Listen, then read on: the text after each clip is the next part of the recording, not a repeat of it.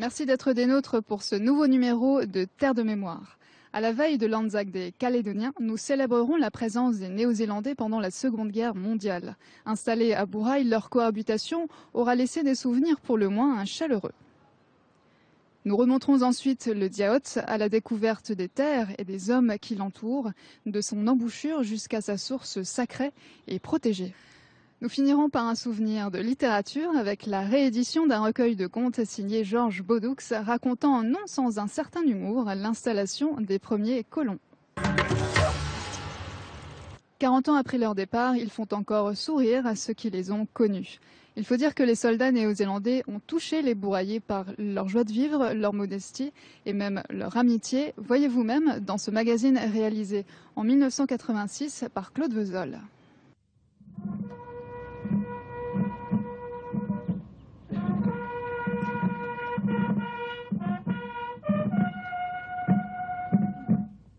Chaque année, au cimetière de Nessadiou à Bourail, Calédoniens et Néo-Zélandais se souviennent.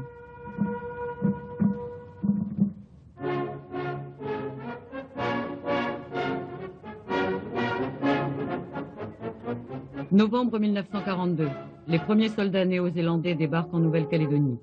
Ils appartiennent à la 3e division, mise sur pied par Wellington après l'attaque japonaise contre la base américaine de Pearl Harbor. Les arrivées se succèdent jusqu'en février 1943. La 3e division faisait partie du premier corps expéditionnaire de l'armée américaine et notre camp de base était situé à Bourail.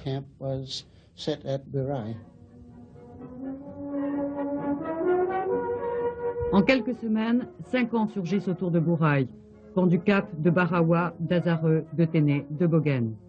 Le quartier général du corps expéditionnaire néo-zélandais est installé en plein centre du village. Voilà Bourail et Moinda promus principaux centres de ravitaillement, de réparation et d'entretien mécanique des forces kiwis.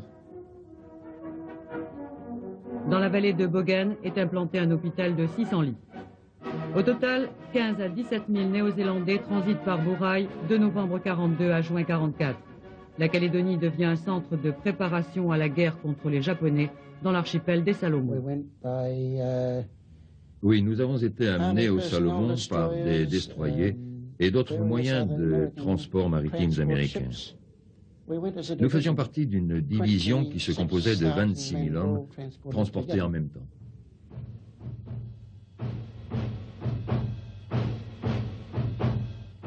Sitôt installés en Calédonie, les soldats néo-zélandais sont soumis à un entraînement intensif afin d'affronter au mieux la jungle des Salomon. Marche forcée à travers la brousse, ascension des collines et pitons, exercices et démonstrations de tir, préparation aux opérations de débarquement.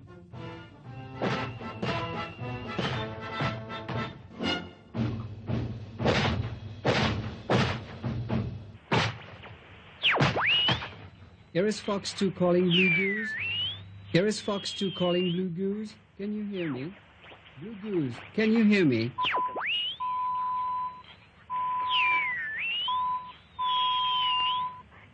Well, your transmission is quite good, loud and clear. I'm listening. Go ahead, Fox. Parmi les souvenirs qui concernent la 3e division, je ne garde en mémoire que les bons souvenirs d'amitié liés au moment passé en Nouvelle-Calédonie. Les Néo-Zélandais ont fait très forte impression sur les Bourraillais parce que ils étaient dans leur caractère, si vous voulez, un petit peu dans leur psychologie, un petit peu au niveau des Calédoniens, je dirais presque, parce que ils étaient assez modestes dans leurs propos, ils étaient modérés, ils étaient très sympas avec les familles, et ça, les Bourraillais appréciaient beaucoup. Il me semble que les gens se sont beaucoup plus regroupés pour former une amitié. Beaucoup plus, hein. Il me semble, pour moi, bon, ils faisaient une petite fête, on était invités, il y avait la messe, on y allait. J'ai trouvé que, je vous ai dit pour Noël, mais ils avaient fait une très belle petite fête, on avait été invités.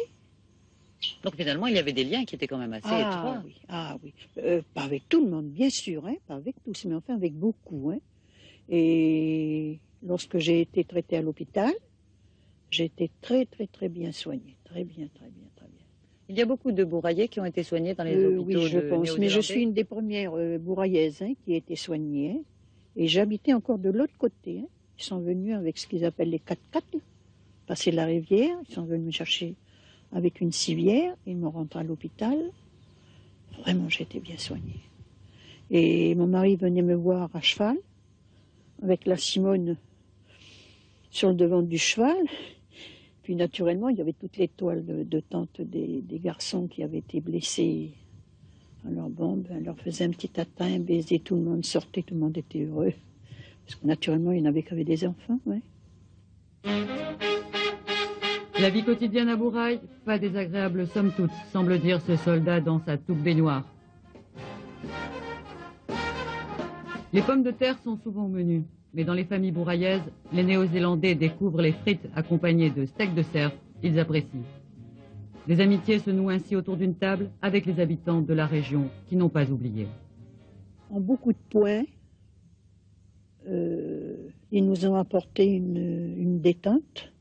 Et puis même dans notre travail, ça a ouvert un marché. De leur temps, on ne connaissait pas les tracteurs, il n'y en avait pas. C'était les bœufs, la charrue. On travaillait qu'avec ça. Bon, ben, par la suite, les Américains avaient amené du matériel quand même. Hein. C'est de là que, quelques années après, les tracteurs sont arrivés, puis qu'on a supprimé les bœufs, et qu'on a travaillé tous plus ou moins avec le tracteur. Donc ça a été... C'est eux qui nous ont apporté ça. Hein. Sinon, on aurait toujours resté pauvres. Hein. Les distractions ne manquent pas. Cinéma, rugby, football, natation, bals quelquefois auxquels la jeunesse bourraillaise est conviée. Des idylles naissent, des mariages sont célébrés unissant Calédoniennes et Néo-Zélandais.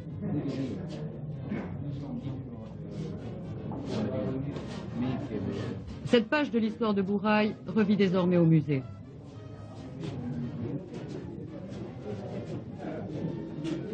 Lors de l'inauguration de la section, la collection de souvenirs s'est encore enrichie d'une casquette japonaise offerte par un ancien combattant néo-zélandais. C'est donc une casquette japonaise dont on voit encore le trou ici de la balle et ça vient de Vela.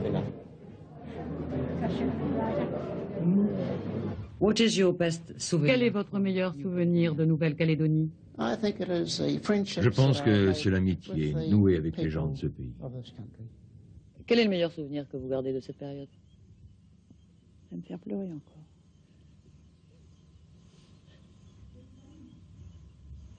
Je dis pas.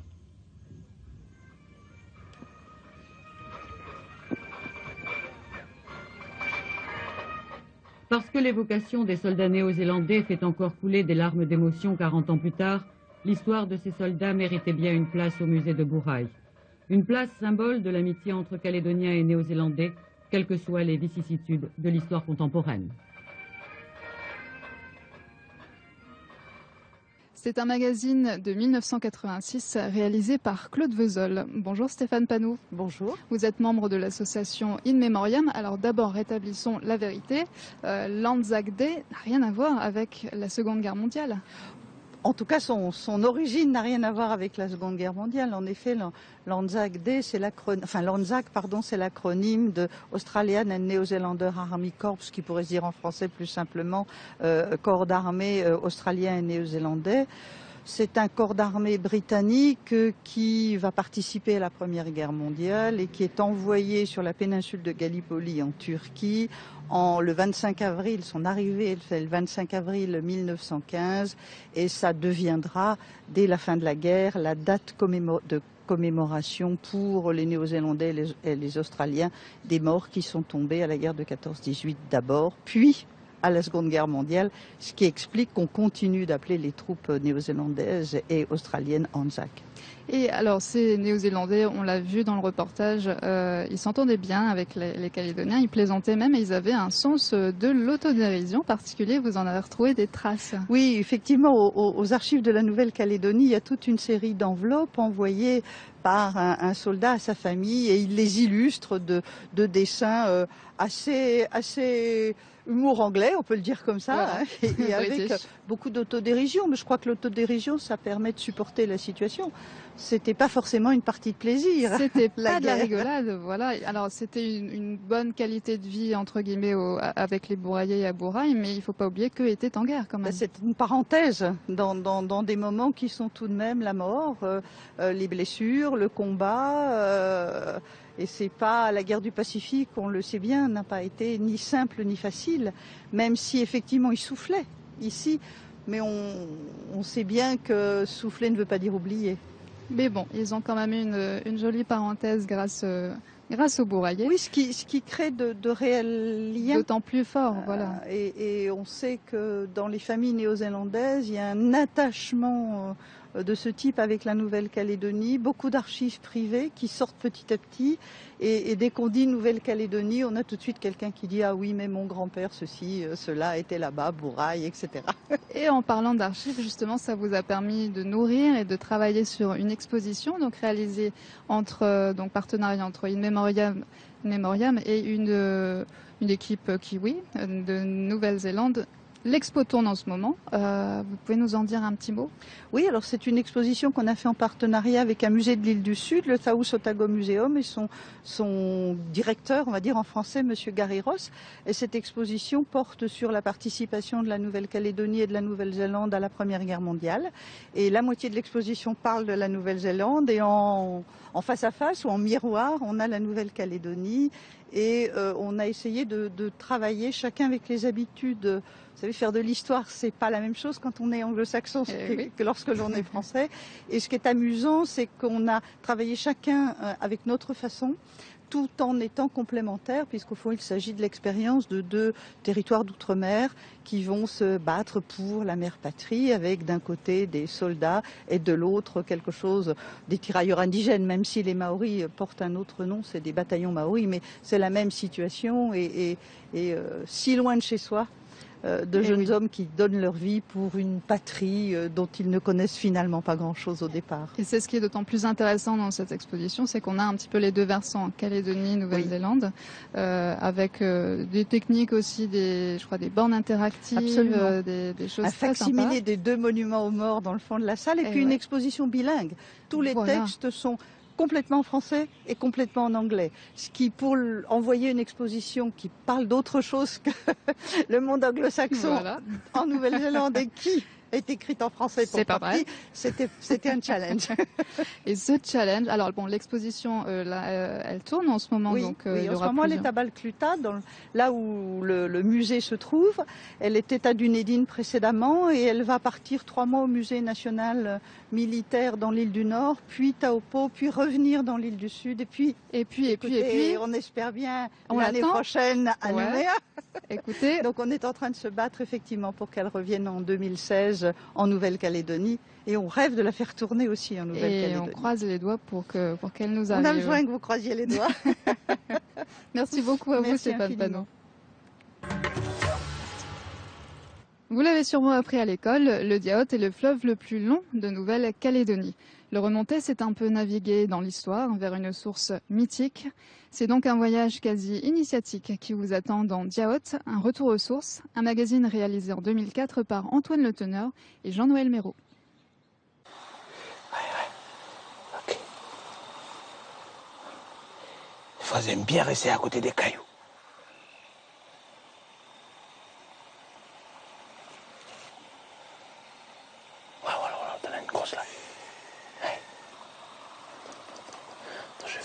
Comme ça, on allait va reculer un peu.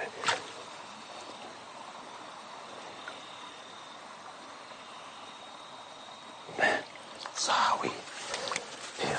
Là, on va manger. Là, maintenant, on va essayer de choisir maintenant comment... On va essayer de choisir un peu les grosses crevettes, là.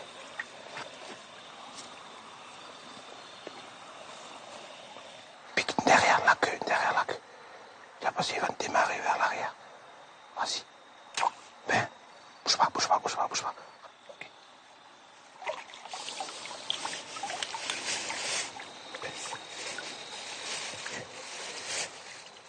Allez, on est où là Là, on est dans le Dik. C'est un grand bras là qui va se jeter dans le Dyaot. Et Dyaot, ça veut dire quoi en fin de compte dans la langue quoi? Diaout, ça veut dire grande parole. Une parole qui part de la source et qui va traverser les pins bois et qui va se jeter à l'embouchure à Wegua.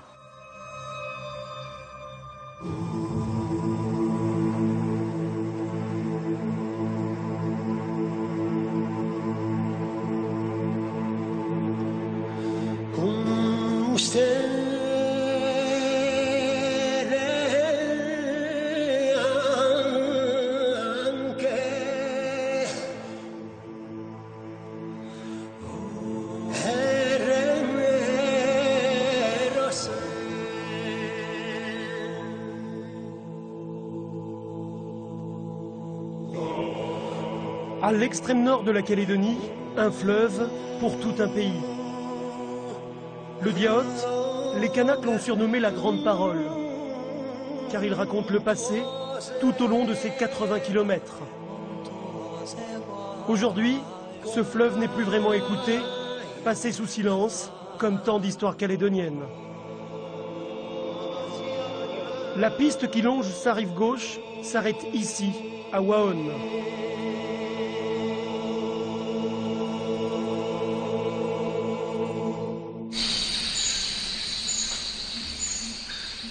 Waon, 17 cases, moins de 50 habitants, la tribu du bout du chemin. Pour la première fois, les hommes de cette tribu frontière vont emmener des étrangers vers des terres sacrées. Depuis 10 ans que je suis à Wegua, voir un fleuve tous les jours et puis ne pas savoir d'où il sort, ouais, c'est un peu une quête, quoi. Vous attendez à quoi? Je sais pas, l'aventure. Et puis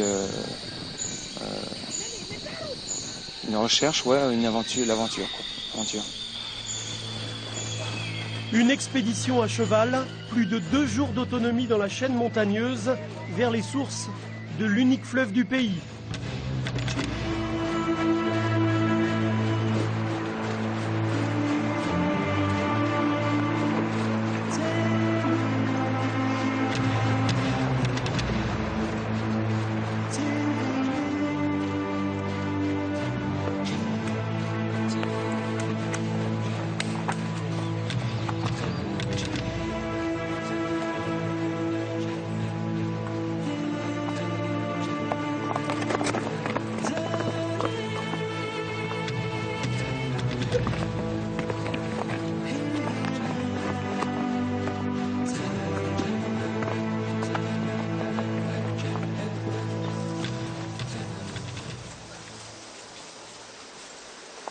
Il n'y a plus de route pour remonter la Diaout. Là, on remonte sur les montagnes.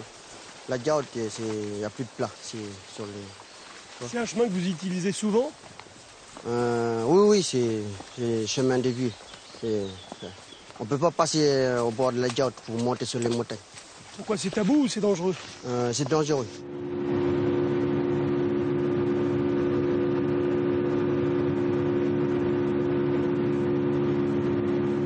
En aval, un autre guide, Armand Ogushiku. À Wegua, on l'appelle Bouli. Le Diaout n'a plus de secret pour lui et il connaît tout le monde sur le fleuve.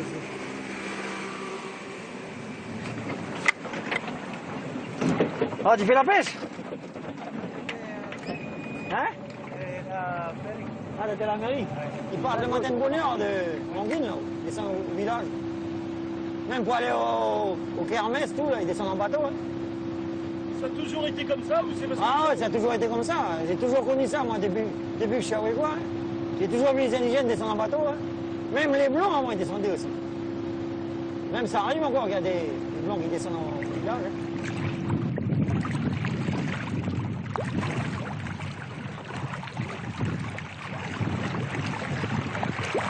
Le Diaout est aussi un fleuve généreux. Depuis l'embouchure, l'eau salée remonte sur une quinzaine de kilomètres, une aubaine pour les pêcheurs. Mais ici comme ailleurs, les coups de pêche miraculeux font partie de la légende et du passé. Aujourd'hui, seulement 3 professionnels, là où il y en avait 15, 20 ans plus tôt. Si je viens pas sur le Diaout une fois par semaine ou 2, c'est pas tellement bien. Pourquoi il y a un lien avec le Dyaout? Il y a toujours eu un lien avec le Dyaout? Ouais, puis on aime bien. On aime bien ça. On dit, oh, cette semaine, on ne vient pas à la pêche. Et quand ça arrive le lundi, on prend le bateau quand même. La tribu de Saint-Jean-Baptiste, au bord du fleuve.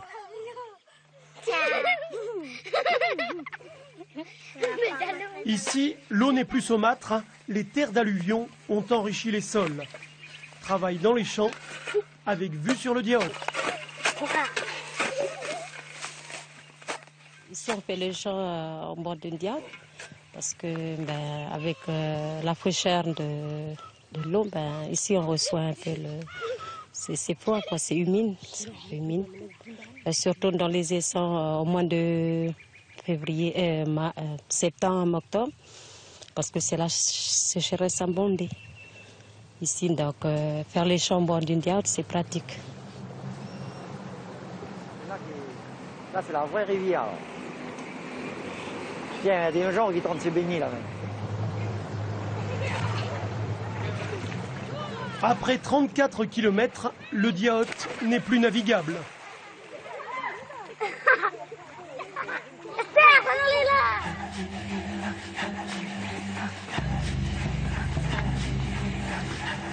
Beaucoup plus en amont, la caravane surplombe le Dyaout. Bientôt, il faut oublier Waon, escalader les contreforts de la chaîne.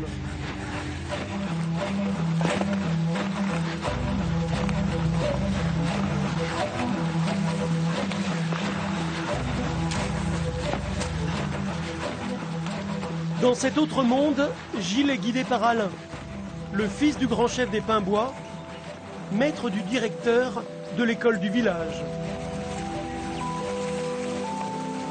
Leçon de choses au milieu de la chaîne.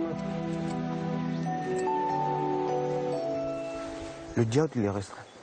Et donc les poissons, ils vont difficilement trouver où se cacher, surtout se cacher. Mais les crevettes, ils sont bien là. Les poissons, ils vont s'arrêter juste au fond là-haut. Et les crevettes, ils descendent et ils s'arrêtent juste ici. Donc voilà les deux frontières.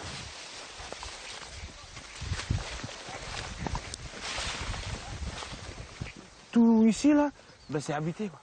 Et sinon la tribu d'ici là, ils prenaient de l'eau juste en face là où il y a les Niaouli.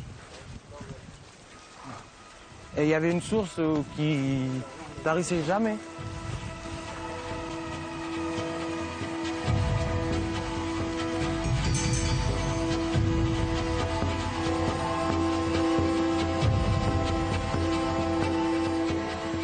Déjà 6 heures de marche au rythme des chevaux sur les sentiers des vieux. Ces pistes ont été tracées par des siècles d'échanges entre tribus de la chaîne. Désormais, de rares chasseurs empruntent ces voies sauvages, car les hommes ont déserté ces plateaux depuis bien longtemps.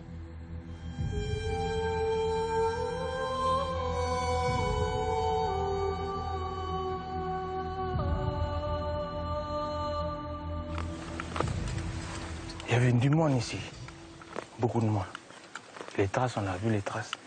Il y a des endroits où on est passé. Il y a des trucs qu'on peut dire, il y a des trucs qu'on ne peut pas dire.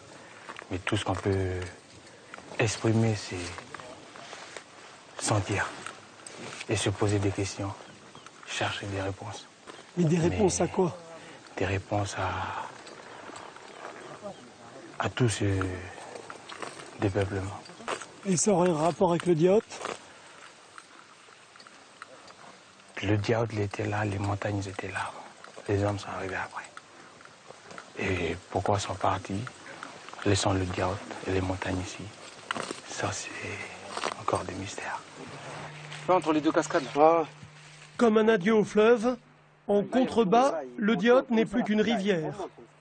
Dernière apparition. À l'horizon, le mont Inyambi.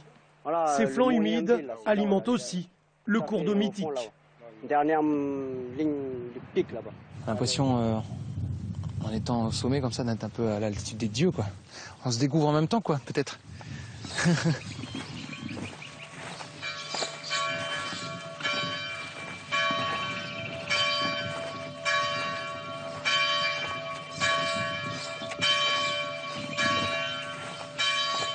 En aval, le vieux Théodule va emprunter des chemins de mémoire.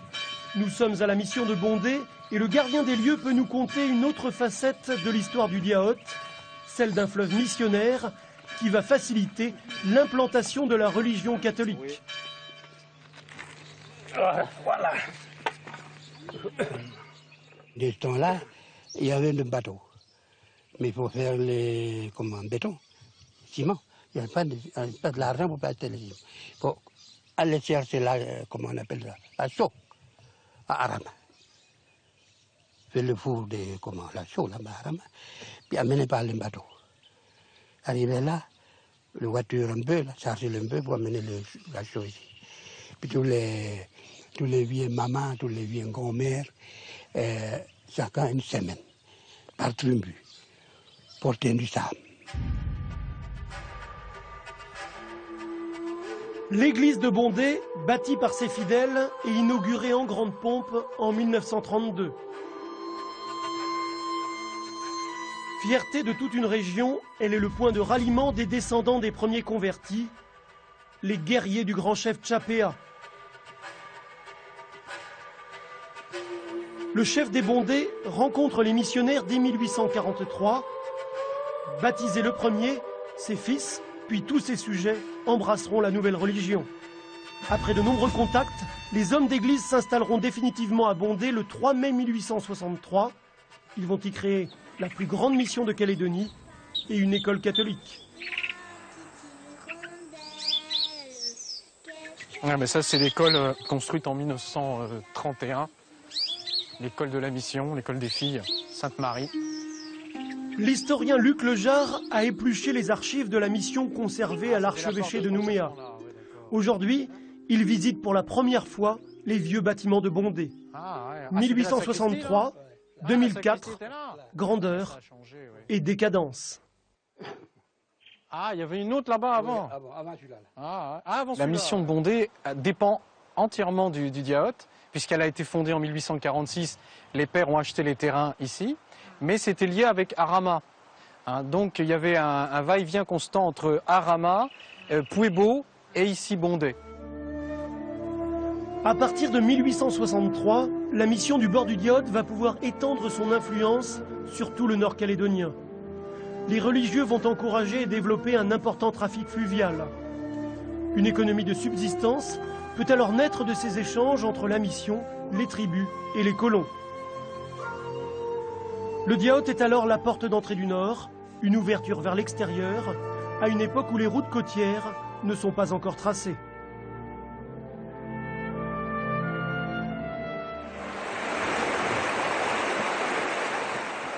Il a été un fleuve de vie, par exemple, à l'occasion de la peste en 1914.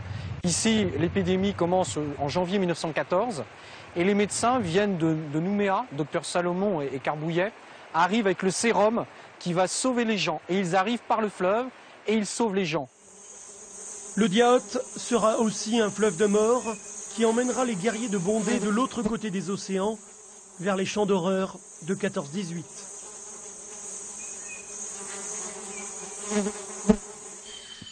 Qui c'est qui l'a tué? C'est l'autre, un grand frère, là, tiré un coup de balle là, sur la tête, là, qui est tombé ici. La chasse sauvage, un réveil des instincts premiers et une nécessité au milieu de la nature. C'est bon le cœur? Je vais prendre le cœur. Tu veux le cœur? Faire grillade avec. Une bonne grillade, hein. Bien gras, hein? Ouais. Là, le cœur. T'aimes le cœur, Gilles? C'est chaud, ouais. Surtout frais comme ça, il n'y a pas mieux. Ouais. Pris sur la bête, puis tu manges.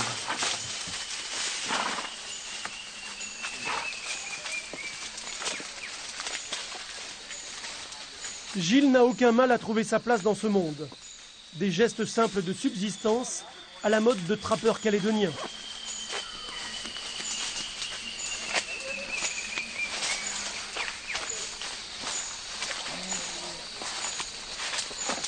Direction le bivouac.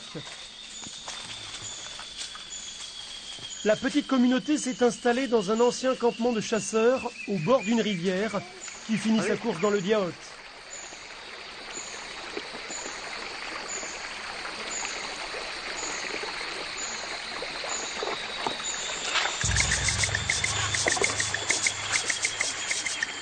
chacun assume son rôle avec un sens aigu de l'autonomie. Ici, le luxe, c'est la liberté absolue, mais sans faiblesse. À l'école de la survie, les Kanaks de Waon n'ont plus rien à apprendre.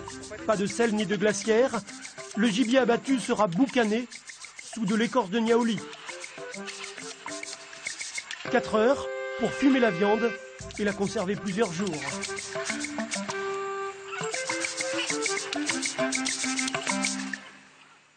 On parle pas. Tout le creux, là. Voilà. Et après, on passe. Là, voilà, c'est moi. Voilà. Okay. Voilà. Et plus on s'approche, plus... voilà, on a... Des endroits comme ça. Voilà, des endroits comme ça.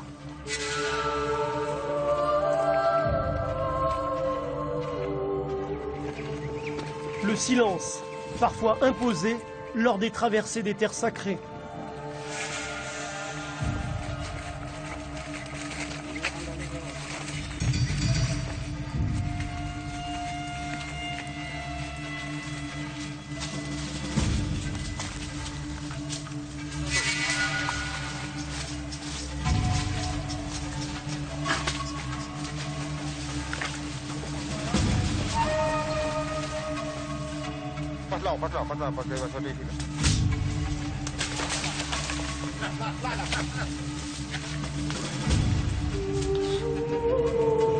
Au petit matin du deuxième jour, le mont Colnet, comme un soulagement.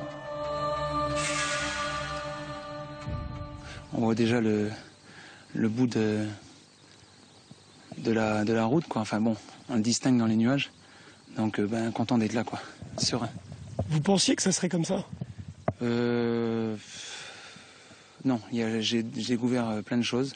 Entre autres, déjà, la façon de se nourrir en forêt qui est tout à fait différente de ce qu'on peut rencontrer au village, quoi. Donc ça, et puis une certaine sérénité la nuit, une façon vraiment différente de vivre chaque instant, quoi.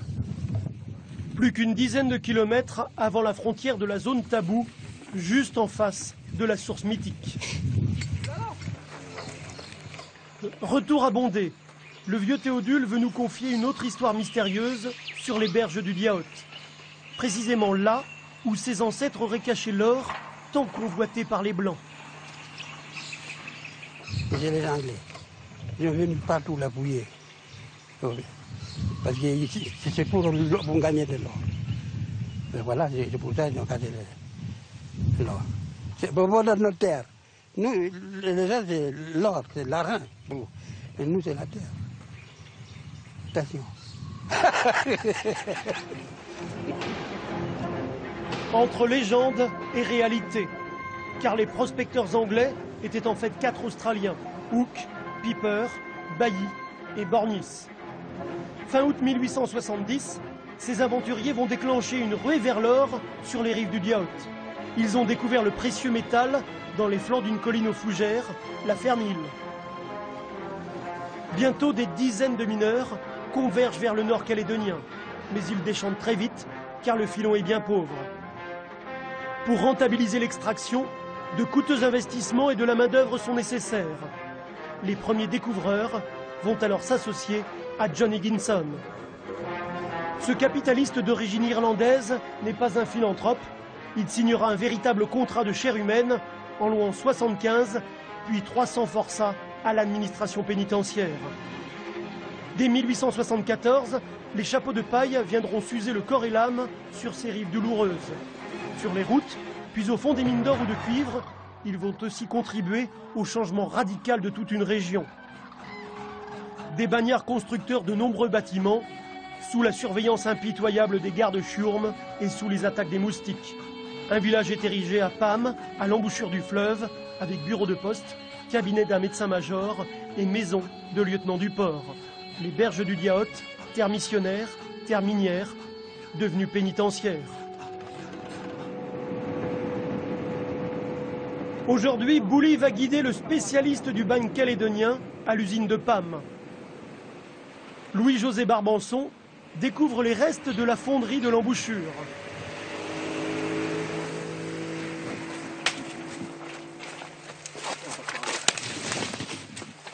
Le cuivre et le plomb aurifère extraits par les condamnés ont été traités ici de 1890 à 1902. Mais le procédé peu rentable et la fonderie ont été abandonnés il y a plus d'un siècle. Tu as une boucle et au 47, tu devais avoir le truc de la veuve Madec. Ici, là. Aux abords du village de Wegwa, un affluent du fleuve. L'historien calédonien s'intéresse à d'autres bagnards, les concessionnaires du centre du Diaout. Un document conservé aux archives de Nouvelle-Calédonie répertorie les lots des transportés. Aujourd'hui, plus de souvenirs de l'installation de ces concessionnaires. C'était là qu'il était le centre du Diaout était un centre plutôt agricole, mais servant également au chalandage. Là, on doit être à peu près à la hauteur du lot 47, où justement les chalands débarquaient et devaient ravitailler le camp et le village de Parawa un peu plus loin. Le 10 avril 1880, le centre du Diaout est officiellement créé par une dépêche ministérielle.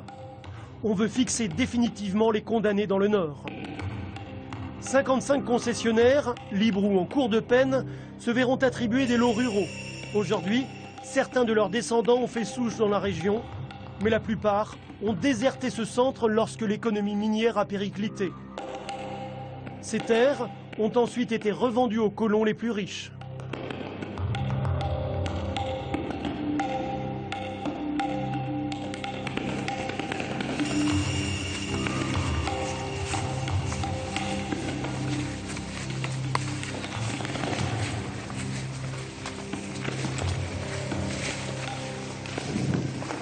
La longue marche va bientôt atteindre son but. En face, quelque part dans la végétation, la source du Diaout. L'eau du mont Colnet y ruisselle du haut de ses 1300 mètres.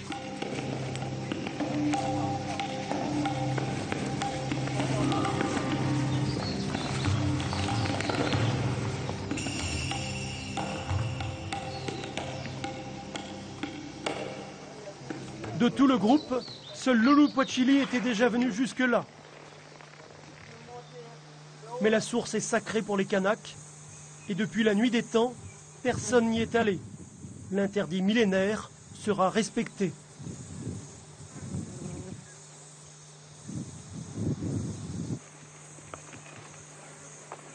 Gilles n'est pas déçu, il est un des premiers Calédoniens à être allé aussi loin et si près du berceau du Diaout.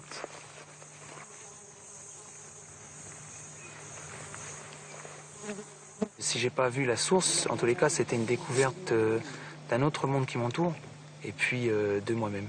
Voilà. Je dirais c'est un chemin initiatique. Donc ce parcours initiatique là, ce silence, dans des moments de silence très forts, me fait penser qu'en fin de compte, il faut, pour vraiment réellement se comprendre, il faut toutes les conditions, quoi. Les conditions les mots, peser les mots, les lieux. Les moments, les instants bien précis, et ben voilà, là c'est là que, moi je le dis à un niveau, à la rigueur, au niveau pourquoi pas de notre pays, quoi. Je pense qu'il faut prendre le temps d'abord de se connaître avant de vouloir se comprendre, et donc s'accepter. Voilà. L'origine du fleuve restera inviolée, mais le chemin initiatique de Gilles a peut-être atteint un autre but. Plus qu'une aventure, cette expédition sur le Diaout aura été un nécessaire retour aux sources.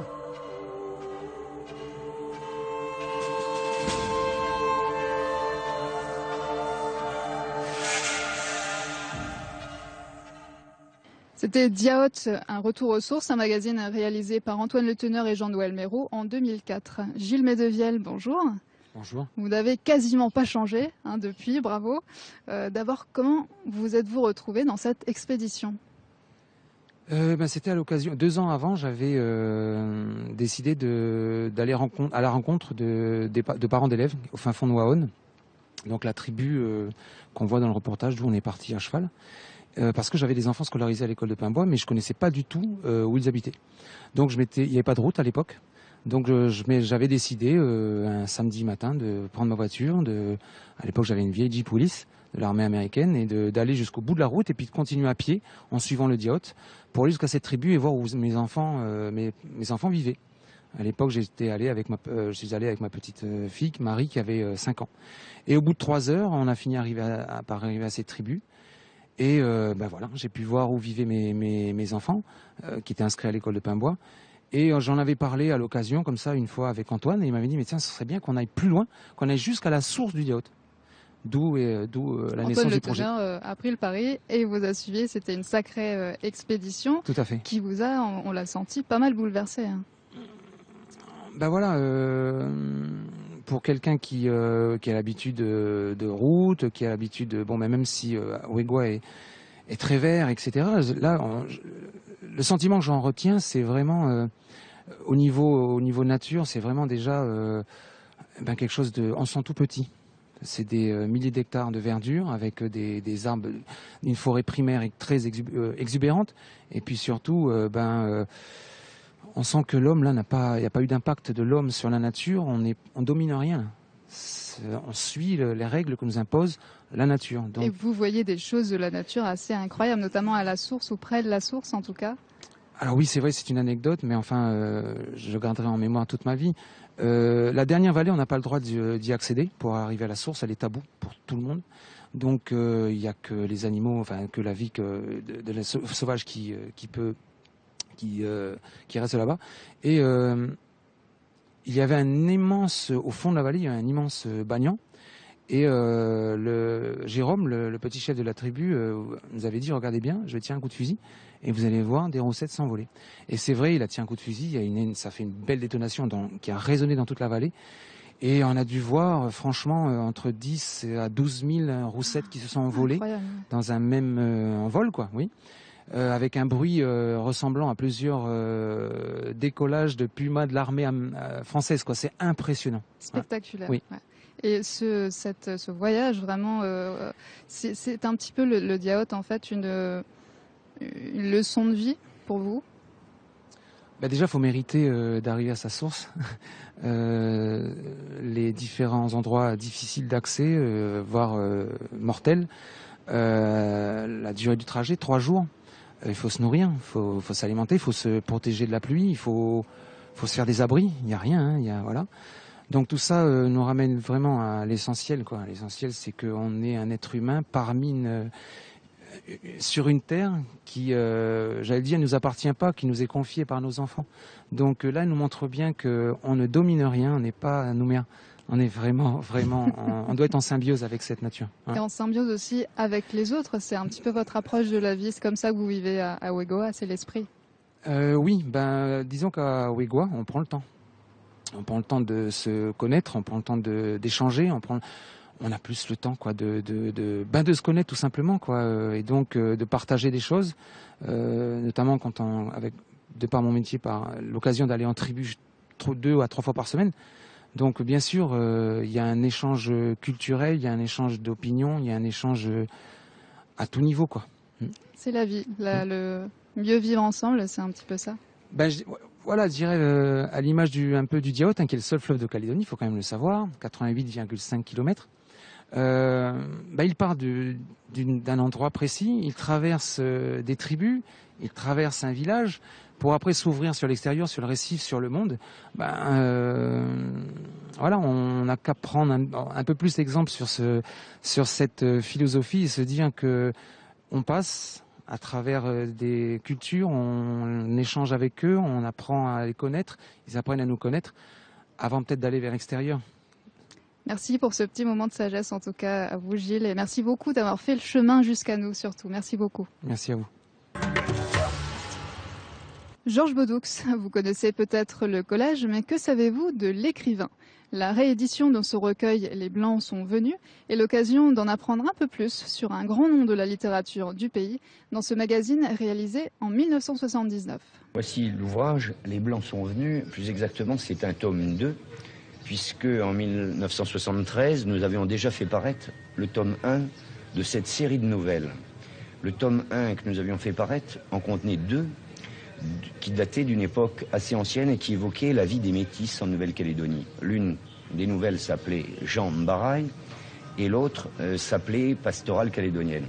Cette fois-ci, c'est un second tome consacré à la vie des premiers débarquants en Nouvelle-Calédonie, enfin parmi les premiers, et donc des colons, des nouveaux colons, des métropolitains qui débarquaient avec leurs démêlés, leur désarroi un peu, et leurs mésaventures souvent comiques en Nouvelle-Calédonie. À leur arrivée, souvent ce n'étaient pas des colons d'origine, donc perdus dans la brousse, ignorant les mœurs. Il leur arrivait des mésaventures souvent désopilantes, et c'est ce que raconte Bodux. Nous allons revenir à cette œuvre que vous éditez en ce moment pour parler maintenant de Georges Bodux. Alors, qui était-il, cet écrivain calédonien? Eh bien, écrivain calédonien, il était né à Paris au début, mais venu très jeune en Nouvelle-Calédonie avec ses parents. Et il est venu à la littérature par accident très tard, après s'être formé lui-même. C'est quelqu'un qui a appris à lire et qui surtout s'est cultivé tout seul. Au départ, il était à 14 ans ou 13 ans, vendeur de journaux. Il a appris à lire toute sa culture, il l'a tirée du Larousse, qu'il a appris tout seul. Et puis, en apprenant à composer les Trois Mousquetaires de Dumas sur les presses de la France australe à l'époque, il s'est formé donc tout seul. Il a fait tous les métiers à peu près, jusqu'à s'enrichir. Il a été mineur, il a été éleveur, il a été pêcheur de biches de mer. Et avec un personnel qui était composé de bagnards, de gens de toutes sortes, en fait, vu la situation démographique de la Calédonie. Et ce n'est qu'à la retraite, il a pris une retraite assez tôt, vers la guerre de 14-18, étant suffisamment riche qu'il a pu se consacrer à une œuvre littéraire un peu par accident, puisqu'en somme ce n'était pas un écrivain de métier. Et aujourd'hui, la Société d'études historiques de Nouvelle-Calédonie édite donc ce 20e numéro consacré aux Blancs sont venus de Georges Bodux. Alors je crois que c'est un recueil de contes et de nouvelles. Voilà, c'est un recueil de contes et nouvelles qui a à la fois un intérêt historique parce que cela dépeint la Calédonie de l'époque, mais en même temps un intérêt littéraire. Vous savez qu'à la Société d'études historiques, on s'occupe normalement de ce qui est historique, mais on s'occupe parfois aussi de ce qui est littéraire, à proprement parler. Et là, on a succédé à la Société des Amis de Georges Bodux, c'est-à-dire qu'on a réalisé son souhait. Elle avait elle-même publié une partie de son œuvre. Avec ce tome, nous avons donc le 5e tome de Bodux accessible, et pratiquement toute son œuvre est faite. Il nous en restera un autre à publier, c'est-à-dire le 6e tome, qui cette fois-là sera un roman, Les Tribulations de Monsieur Boisdésile, c'est le titre du roman. Mais celui-ci comprend 6 nouvelles. Mêlant tous les genres, fantastiques, comiques souvent, et parfois descriptifs, lyriques même, dans l'une de ces nouvelles. Voilà pour ce magazine réalisé en 1979. Virginie Soula, bonjour. Bonjour. Vous connaissez bien la littérature calédonienne. Alors, quel était le style d'écriture de Georges Bodux?